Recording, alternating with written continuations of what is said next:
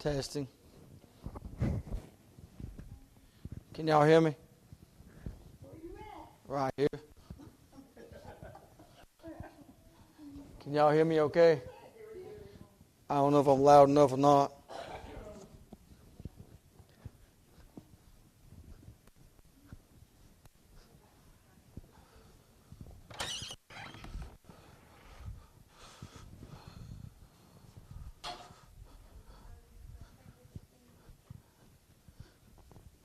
We're going to be in Mark chapter number 4. Mark chapter number 4. Mark chapter number 4. Am I loud enough, everybody? 10 to the 4. Glad I'm saved. I was sitting there thinking, glad I'm not going to die and go to hell. I'm glad for that promise God gave me. We got a lot to be thankful for.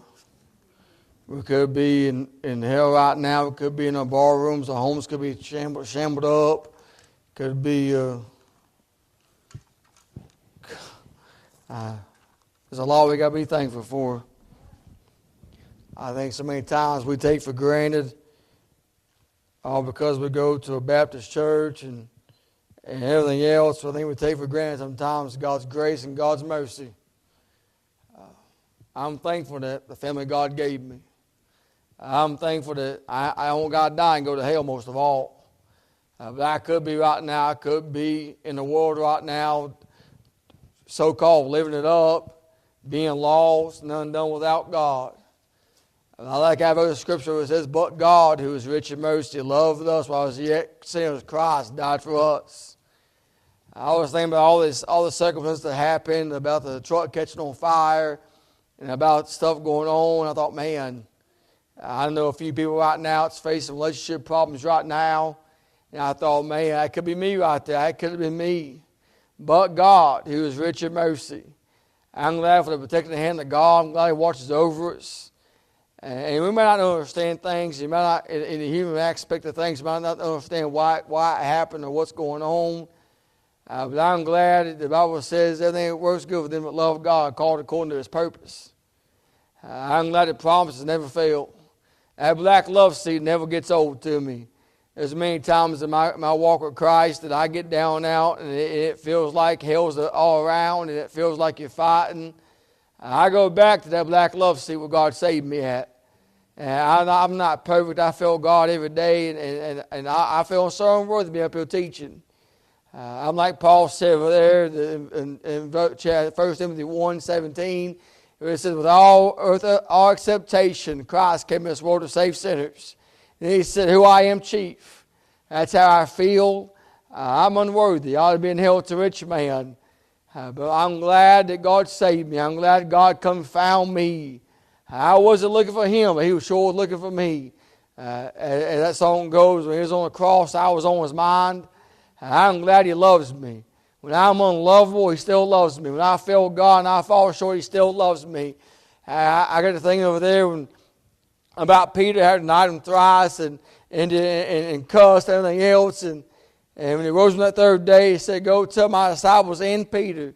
I bet Peter felt so low and so unworthy. How many times on our Christian walk, we be honest with ourselves that we don't even feel like being born again. We don't feel like we're saved folk. We feel like we failed God, and the devil gets to talking to you a little bit. And I'm glad we can go back to a place, though. I'm glad I can think back to where God saved me at, thinking back to that black love seat. I mean, that's where it all took place at. But I thank God for saving me, though. I thank God for His mercy and grace. But I was sitting here reading this, and we'll finish up Mark 4, Lord willing, a little bit. And we'll start reading the verse number 35. In the same day, when the evening was come, He said to them, let us pass over to the other side. And when they had sent Him away, the multitude, they took Him, even as He was in the ship. And there were also with Him other little ships. And there arose a great storm of the wind, and the waves beat into the ship, so that it was now full. And He was in the hinder part of the ship, asleep on a pillow. And they awake him and say unto him, Master, carest thou not that we perish? And he arose and rebuked the wind and said unto the sea, Peace, be still. And the wind ceased, and there was a great calm. And he said unto them, Why are you so fearful? How is it that you have no faith? And they feared exceedingly, and said one to another, What manner of man is this, that even the wind and seas obey him? I got to thinking this week, and I got to reading this week, and I got to thinking about the storms coming, and I'm thinking it's a spiritual matter. And I think that even with him on board, the winds beat against the ship and the water came in. And there's been times in my life that it felt like I was going down for the last time. There's been times in my life that it's been hard and you didn't see no way out. And I thought, man, is there ever going to come a day? Is it ever going to be over with? And I'm sure the disciples felt the same way. And he asked them that question, why are you so fearful? How is it that you have no faith?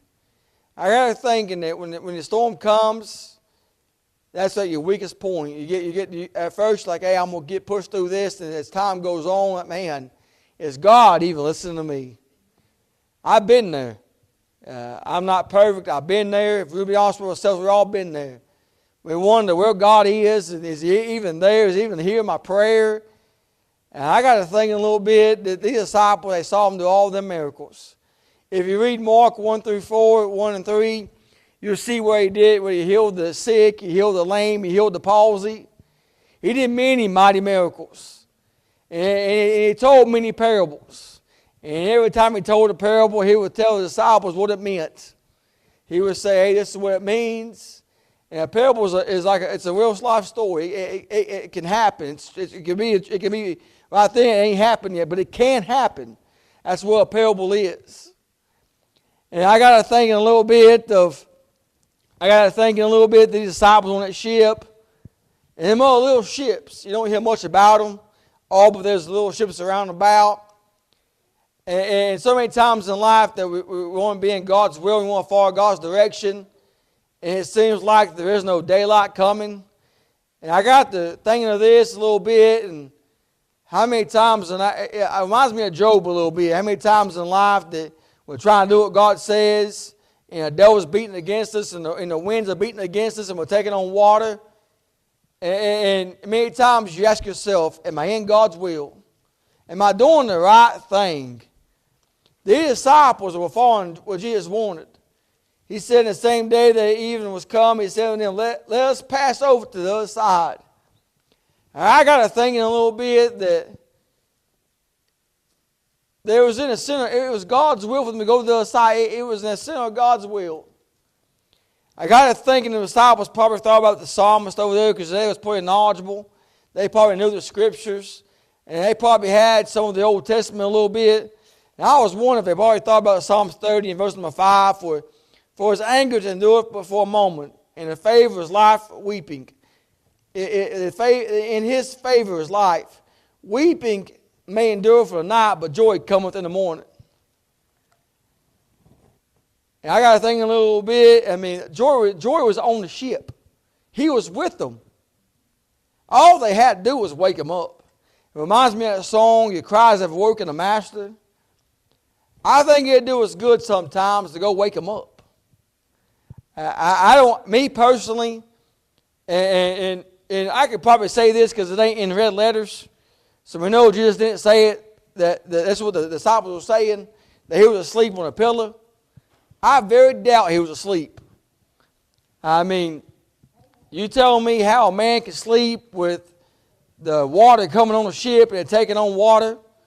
I don't know about anybody else, but if the hind part of the ship is underneath the ship, if I'm not correct, I can't sleep on no wet water. I can't sleep on no wet cover, no wet pillow. Oh yeah, wet water. Yeah, that's my new saying. Don't make fun of me. But I got thinking here that maybe he was down there. You think about it. They went and yelled for him. I don't think they went down. I think they said, "Hey, Jesus." And I think the whole time he was down there pacing back and forth. And it's my theory. I put myself in them boats a little bit, in the ship a little bit. I think it was down there. The thing about some of us get seasick. If the wind's beating against a ship, it's rocking. It's going back and forth. I've been on a cruise ship one time, and it starts to rocking a little bit. I mean, we got to take some German that stuff to make you not feel nauseous. Trust me, I took it because my mother-in-law had me some. And, I mean, I don't think he was sleeping. I think if you read the scripture a little bit, when he told Simon over there, he said, Simon, Simon. He said, the devil will sift you as wheat. He said, but I pray for thee, that faith fail thee not. I bet the whole time he was back here patient and saying, hey, I got this call on me. Same thing in our life when a storm comes in our life. I may not see it, so to speak, when people's going through something, but she can see it, she feels it, she can see it. And I may not know anything about it. Some people got good poker faces. Some people, I mean, when I get frustrated, y'all can see. If I got a burden about me, I can't help but show it. I don't know how to hide it that good. And we never know what somebody's facing. But I'm glad that we could call on him. I'm sure that other ships are probably around about that. I bet they knew Jesus was on board. I bet they was crying out, hey, go wake the master up. I bet the whole time they were saying, hey, he's on board. The ship has never went down with him on board.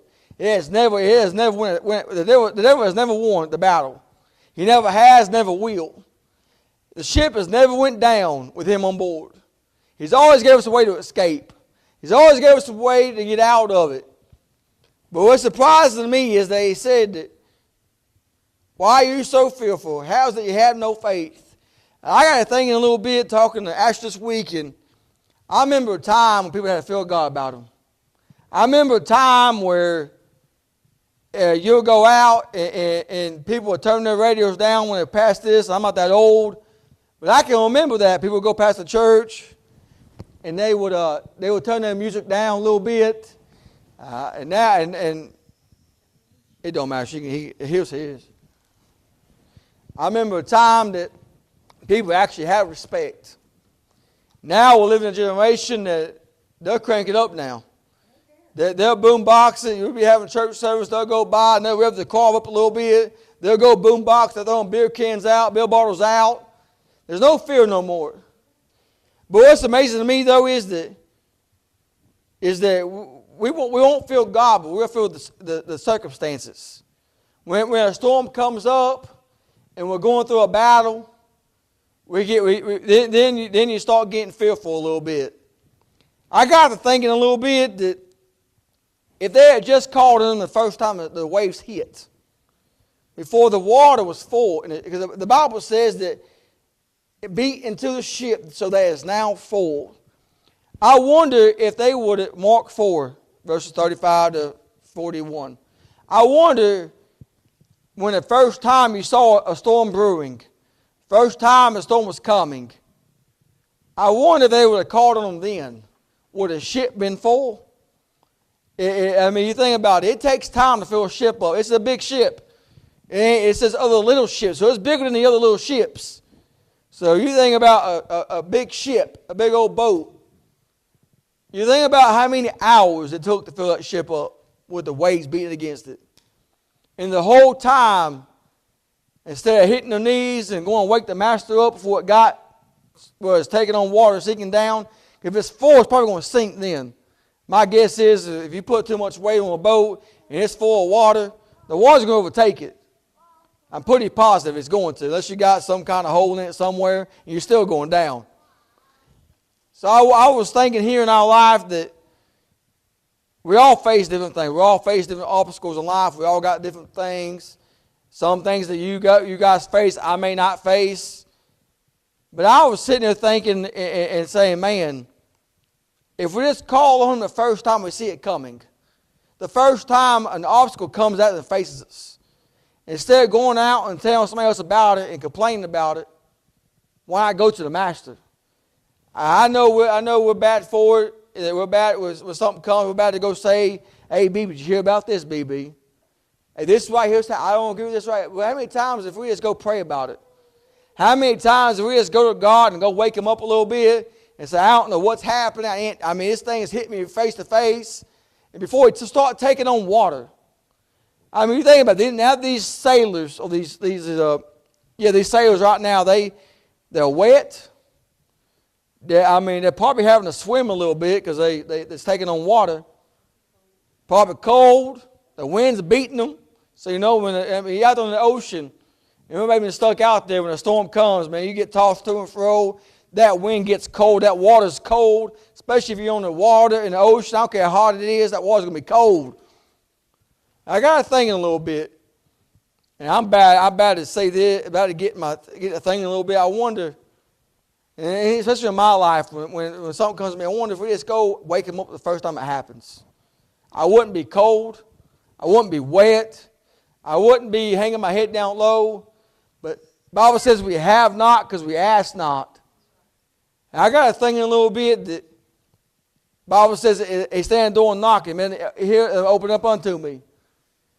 I mean, that can go for salvation, also for Christian life. How many times they stand on them double doors and says, I want to help somebody. Y'all need some help. The Bible says the church is a refuge from the storms. But how many times do we come and we say we want to get out by 12 o'clock, we got to go dinner with friends and family? Or how many times we come in, we're so beat up by the storms and we're facing, some people face stuff we never know about. Going through things like Baby got child care issues. I have no idea what she's going through. I don't want to know about it. I don't want to experience it, be honest with you. I've seen what she faces. I've seen Joanne go with her, try to be by her daughter's side, and she hurt and everything. I don't want to experience that stuff. But I see it. And I see Andy coming. He ain't feeling the grass. Miss Iva comes. And I think, man, we all face different storms in life. But them people had to work together. Them disciples had to be worked together. They had to go together, and just taking on water. I could see one taking the water out a little bit with the buckets. I could see one trying to get a little squeezy board a little bit, squeezing it out a little bit. I could picture it. All of them working together. Probably being tired, wet, cold.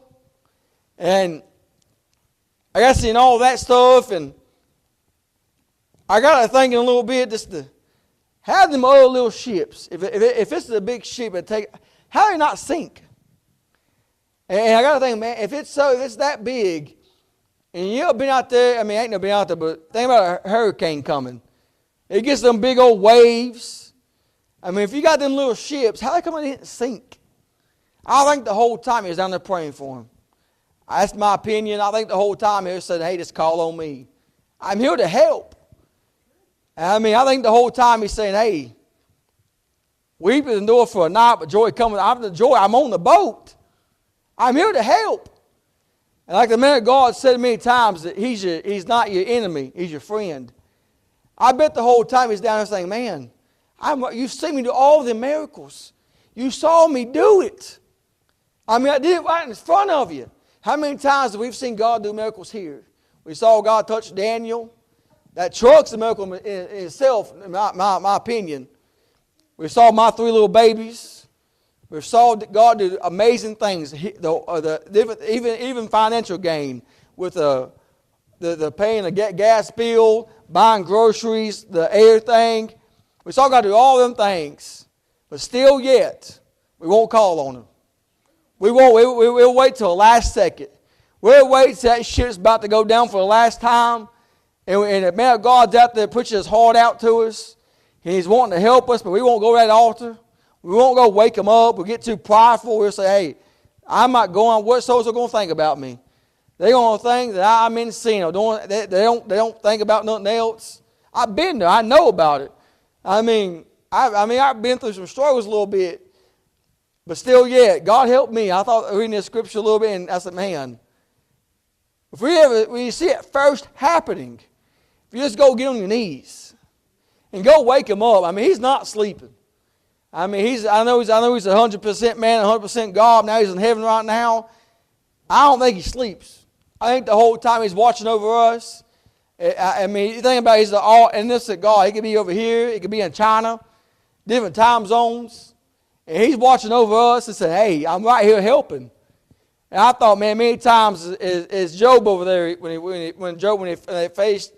he hit Job, and he said that he could have him, he couldn't take his life. And I wonder how many times Job said, naked I came in, naked shall leave.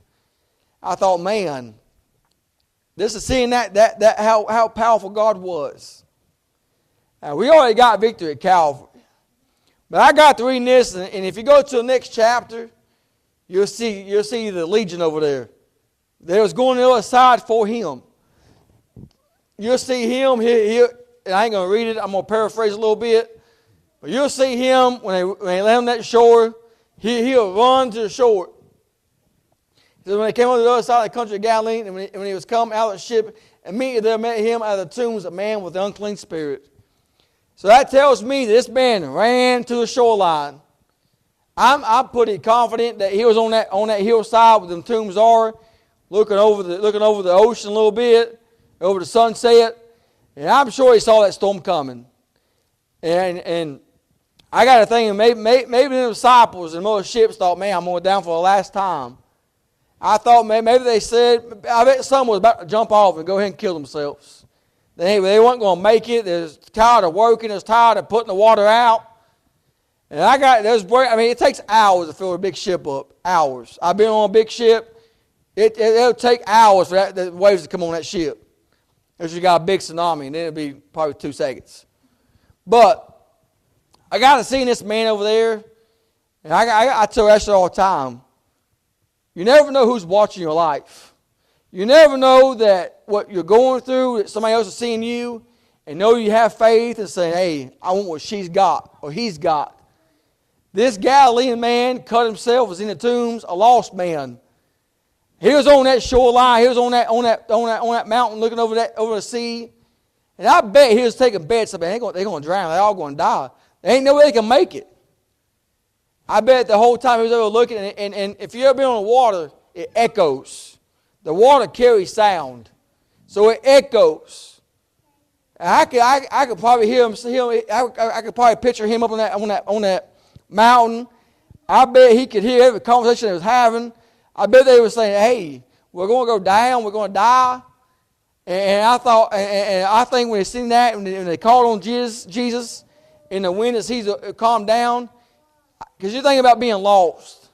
You think about he was cutting himself.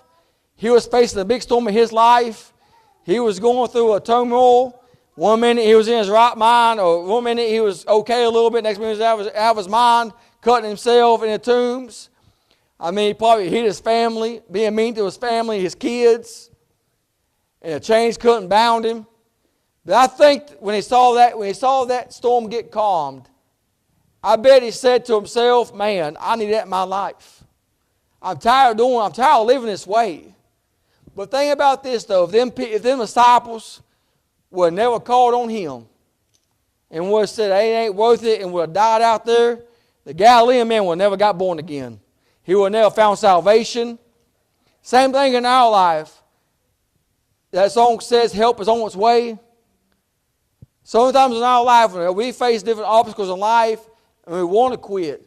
I've been there. I've been there that when there ain't no use, that God ain't hearing my prayers, and I want to throw in a towel. And then somebody come up and say, hey, I appreciate that, Timmy. I appreciate the stand you take, and it gives me some encouragement. There's been times that I was like, man, there ain't no use anymore.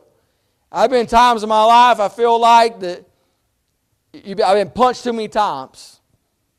And I thought, man, but seeing people get help, seeing what God's capable of doing, what He wants to do, seeing God save sinners, seeing somebody that's struggling, seeing God answer a prayer.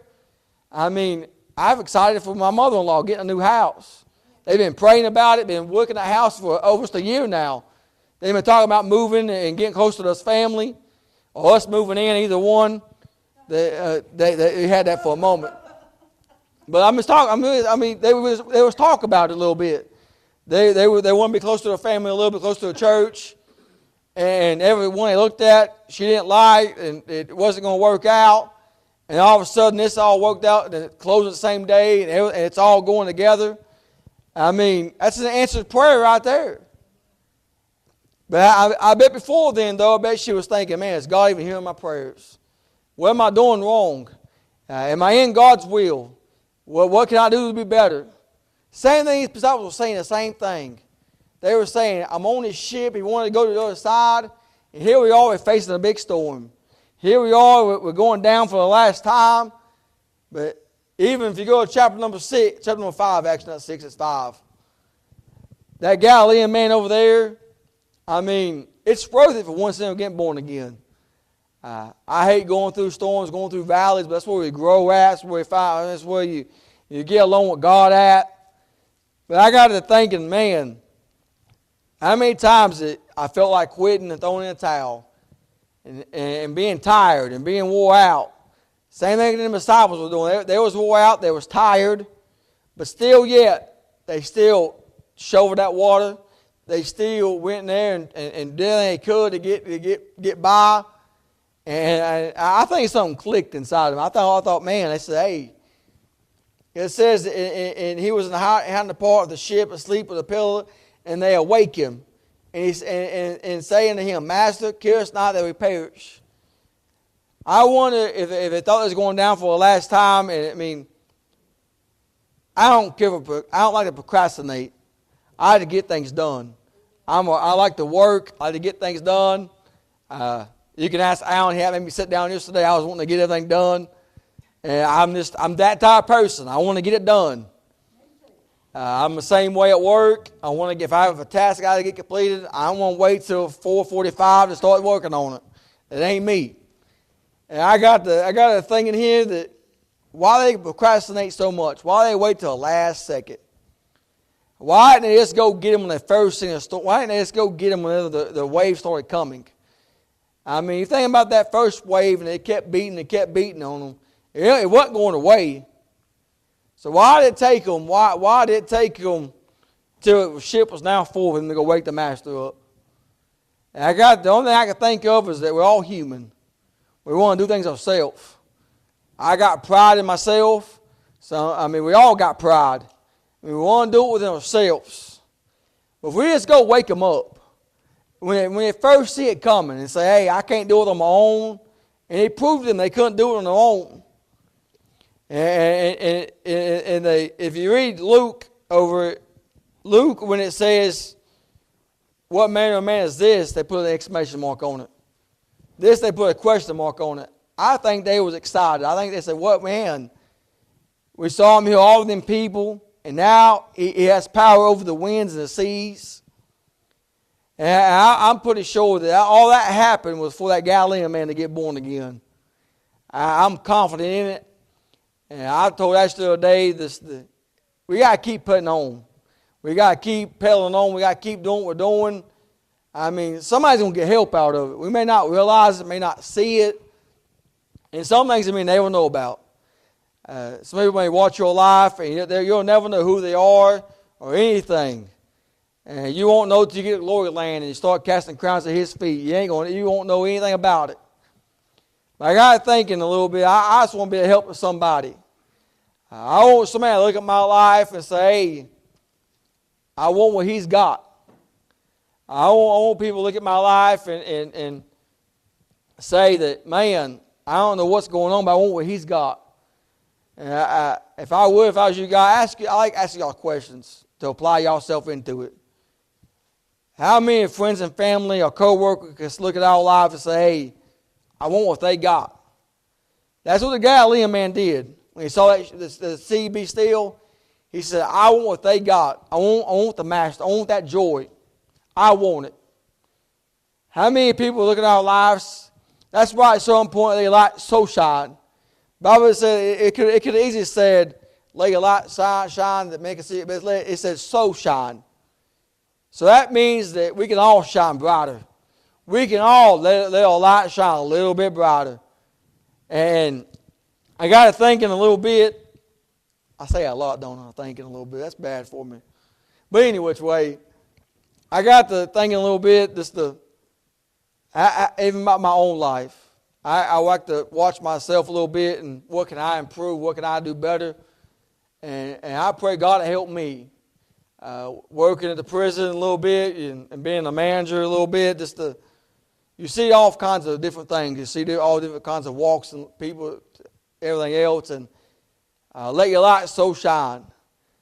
You never know whose life you're going to touch. You never know that you're just smiling and going into work and you're having a bad day and just smiling. And you'll never know whose life it's going to touch or what it's going to do in life. And I got help out of reading this and how it talks about that, and just going to the next chapter. And you never know. I'm confident to say that every storm has every valley has mountains. Every valley has mountains. And we may not be on a mountaintop every day or every week, but I found help getting that Word of God.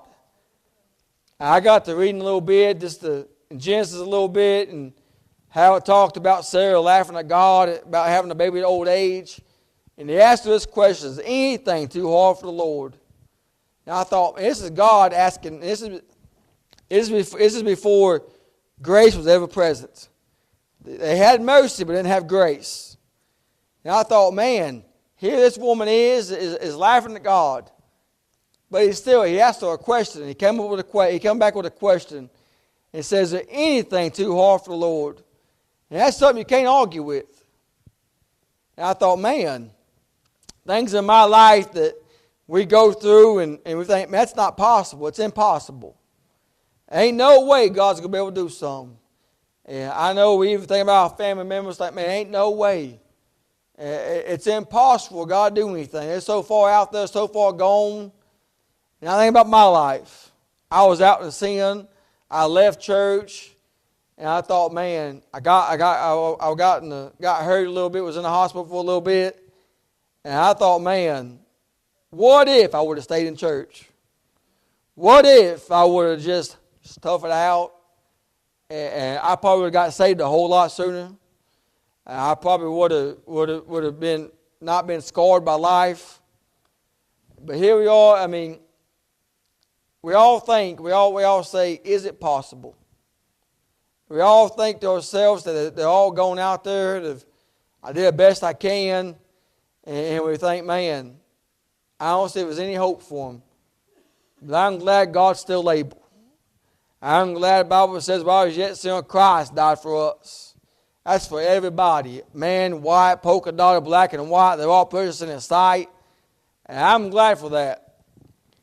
But I got to reading this a little bit and thought, man, you ever seen God do a miracle and do something and thought, man, that's our God and how powerful He is?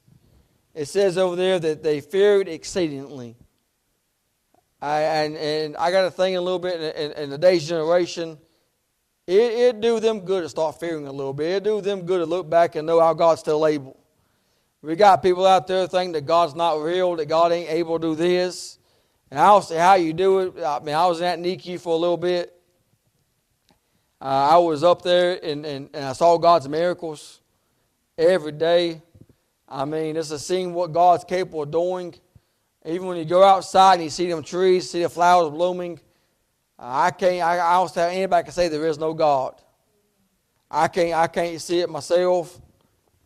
But I got to thinking that they said, and it says they feared exceedingly, and it said to one another, what manner of man is this, that even the wind and sea obey Him? I'm glad in our life that He can control everything. He can control our storms. He can control everything that goes on in our life. That Ephesians chapter number 6 says that we wrestle not against flesh and blood, but against principalities of the air. I'm glad that He controls it all.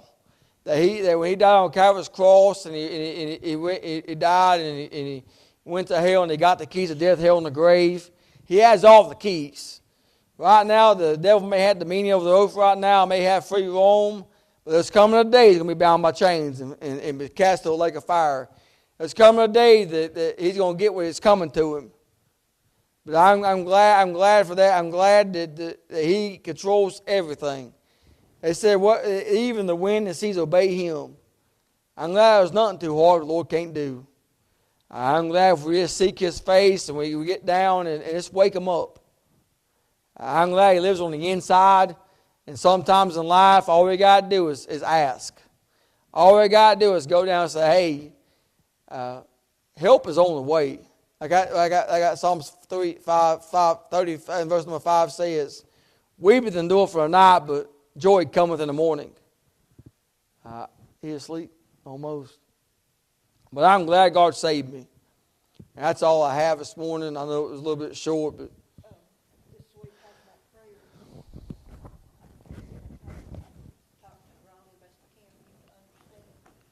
I'm going to stop this.